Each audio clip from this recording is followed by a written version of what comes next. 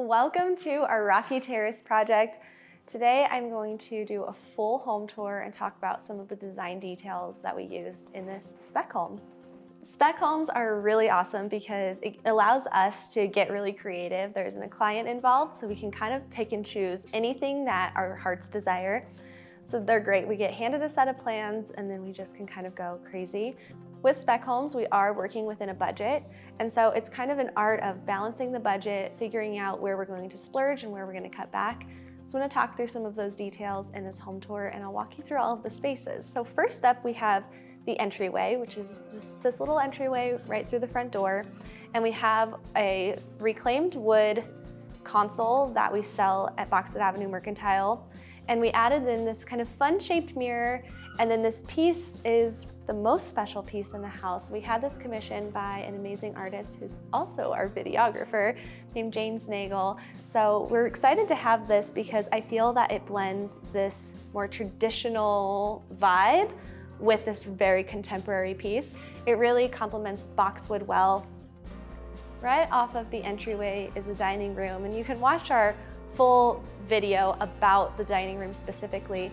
But this dining room, initially we had painted it all white with the shiplap, and I came in and I saw the beautiful tall ceilings and the gorgeous natural light, and I was like, white paint is not the color for in here. So we ended up painting it Inkwell by Sherwin-Williams. It's a really, really deep dark navy. The navy with the green tones, I think, turned out excellent. So we have this really heavy dining table, vintage chairs, kind of, again, blending that old with new, rustic with modern, to kind of create a curated space. Kind of like we talked about in the dining room, how to mix dining table with dining chair. I don't particularly love a matchy-matchy look unless you have a very traditional home, then I think that looks excellent. But this is more of that transitional style where we're mixing two different sofa styles. When I'm designing spaces as we're installing things and pulling things together, I really like to do something that's not supposed to be done. I like to break some rules. Off of the living room, it opens up into the kitchen and breakfast nook. And I'll take you into the breakfast nook first. It turned out so cute. I love how the furniture all plays together, and we have this rustic dining table with these more contemporary chairs, and the ceilings are very tall throughout this whole house. So we've used a lot of oversized artwork to make the scale feel all balanced. We did an oversized pendant here because in the kitchen we have slightly smaller pendants. So it's all about balancing the two out. And then I couldn't resist bringing a tree in, and we opted for lighter linen shears. This was just a breakfast room, so we wanted things to still feel just kind of light and airy while working in the kitchen. Right off the breakfast nook, we have the kitchen, which is my favorite place to design. I love designing kitchens. And we've used a lot of the green tones throughout. It's one of my favorite colors. So some of the greens from the artwork and the tree complement the island here. So the island is just a standard color from the cabinetry company, but we went with gossamer veil on the back cabinets, which happens to be our favorite gray at the moment. It's warm without feeling too gray. We did it on the baseboards, the trim, the crown molding, and I think if you're going to do a contrasting trim like that, it's important to match the cabinets to the trim and the doors. We did an unlacquered brass faucet from Duval, and then these really beautiful ribbed pendants from Boxwood Avenue Mercantile. We have granite countertops and inset cabinetry. We actually made a whole video all about the kitchen design, so if you want more details, you can just go ahead and watch that video.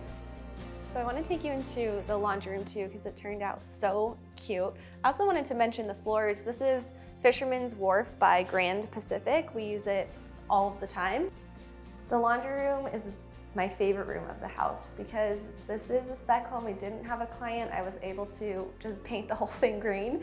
We initially just had the cabinets green. When they got installed, I came into the space and I thought, you know what, this would be really, really beautiful if we just really went for it. I personally really don't love like statement walls, and I felt like the cabinets were cabinet statements.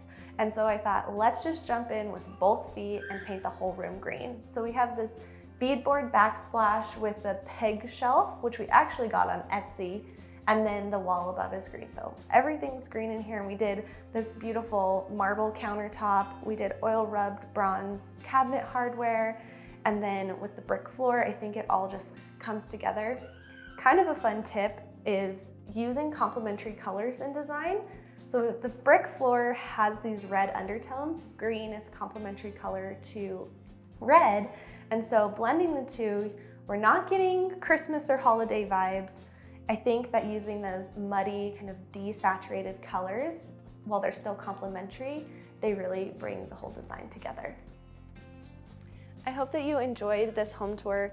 We did do complete tours of all of the spaces. If you want even more tips and tricks and information about specific things, we also offer interior design services if you're building or remodeling. We'd love to learn more about your project.